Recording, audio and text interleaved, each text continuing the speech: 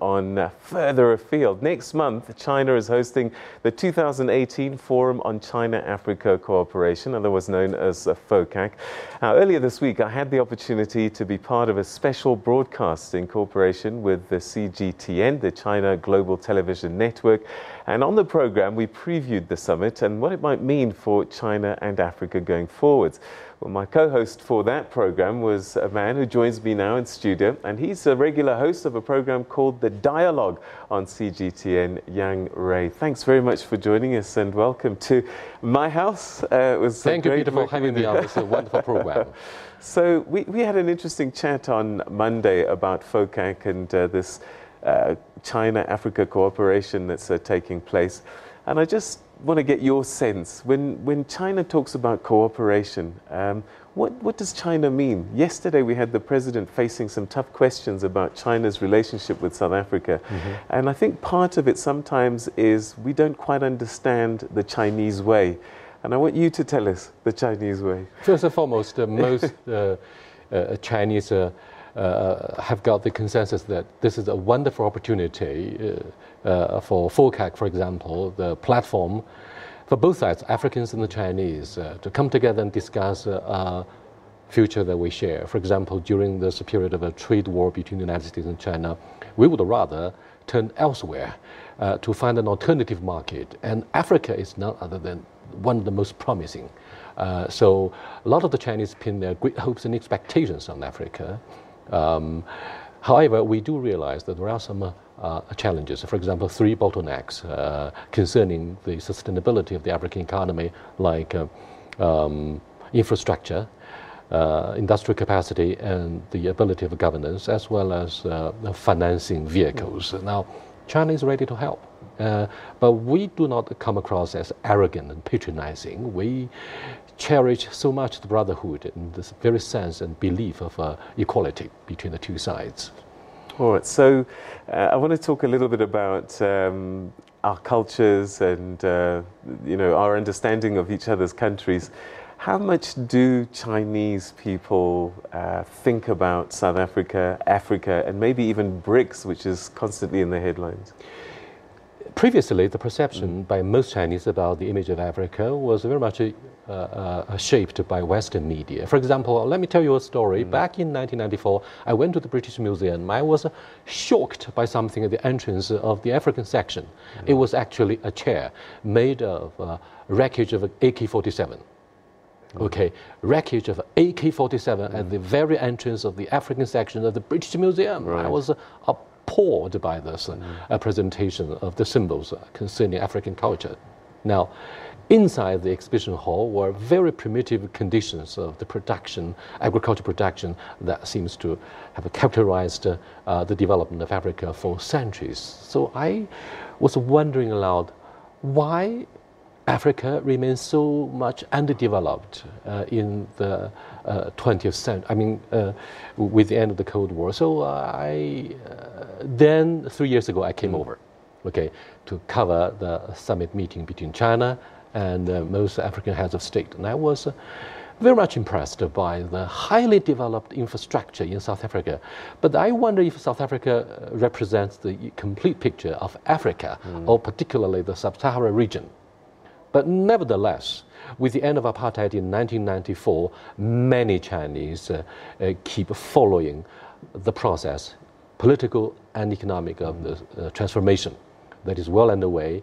And here in the studio, outside the studio, I was impressed by the very strong sense of professionalism shared by both the black people and the white people. And there's nothing different from what I saw in Germany and other Western countries. Right. So congratulations on the remarkable headway in the sense of national reconciliation, as well as the professional way with which you conducted the shows. Right. And so we've just heard that President Emerson Mnangagwa's won the election. I was following the live coverage. Yeah, so, and I know as a Zimbabwean that China and Zimbabwe have always had a strong relationship.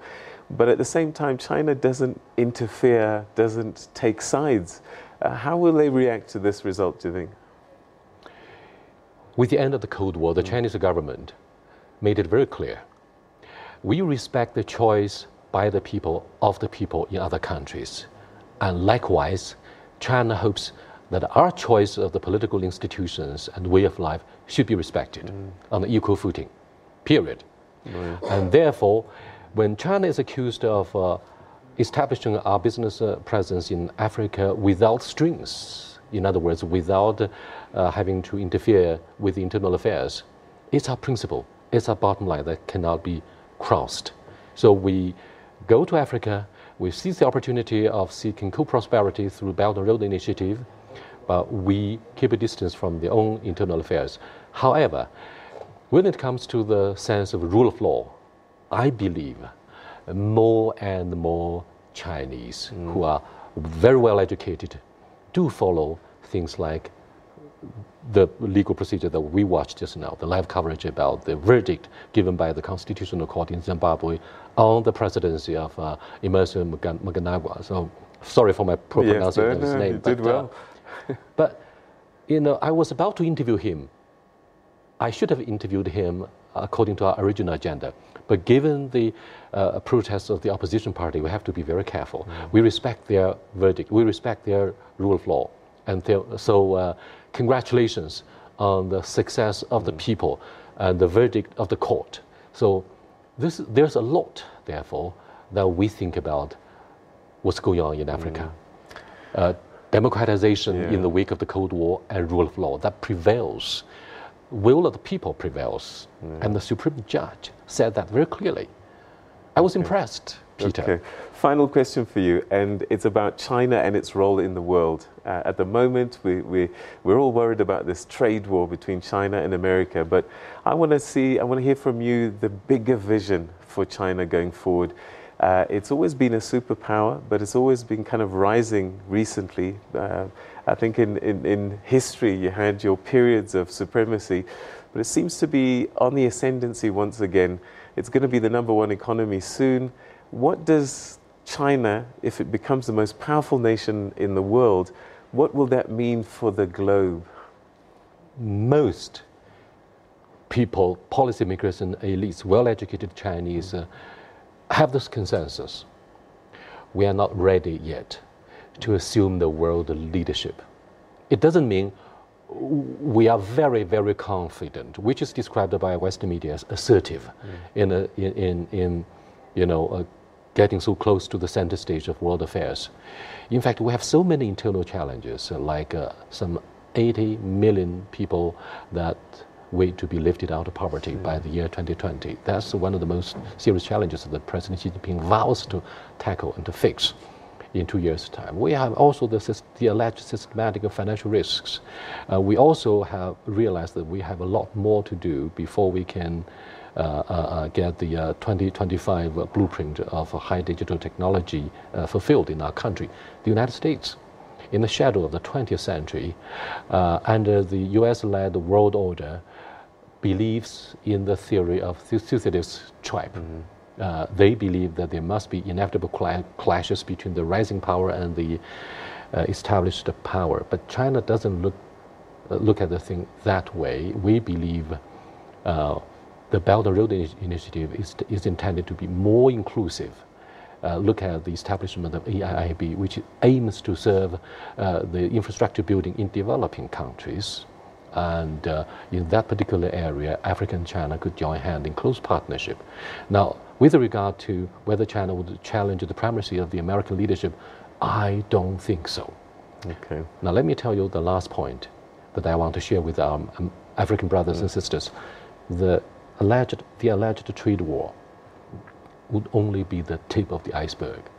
China, the catch-up economy, is portrayed and demonized by American media as a country that assumes hegemony, that will challenge the American-led world order, their lifestyles and the US values.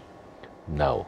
What we stand for is actually more diversified world order that includes emerging markets, and therefore what they call the rapid rise of China or assertion of China is actually what we call re-emergence of China.